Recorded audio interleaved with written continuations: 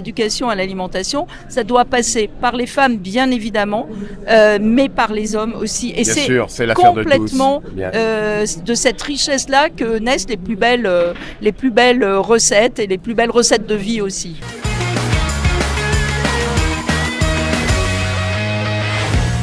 Vox Demeter, c'est un écosystème média qui fait entendre la voix des femmes du monde agricole et je dirais même plus des mondes agricoles. Oui. Et à ce titre, bien évidemment, ce sont des femmes qui incarnent l'agriculture de la production à la direction générale d'entreprises de fournisseurs agricoles. Et on a tendance à dire que l'alimentation et l'éducation à l'alimentation passent par les femmes. Alors moi, je dirais pas que.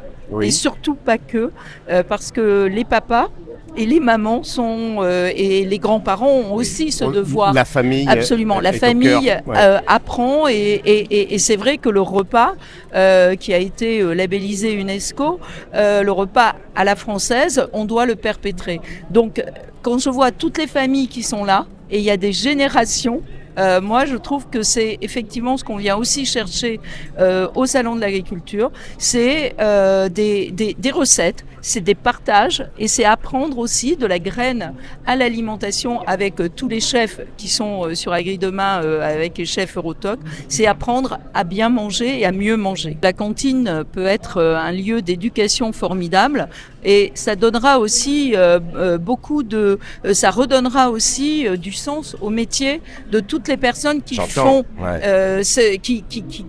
les repas parce que eux aussi ont besoin de sens et c'est vrai que les enfants quand ils reviennent de l'école et qu'ils disent j'ai presque rien mangé ou n'importe quoi, c'est bien dommage. On a un temps d'une demi-heure, 1 heure où on peut partager, c'est pas simplement retrouver le petit copain ou la petite copine, c'est aussi de se dire qu'est-ce que je mange, pourquoi je le mange, pourquoi ça a été cuisiné. Et donc je crois que toutes ces personnes qui sont de l'autre côté au niveau des fourneaux ont un rôle à jouer. Et ça serait vraiment super. J'étais enseignante au départ et je trouve que c'est une manière aussi de décloisonner l'enseignement.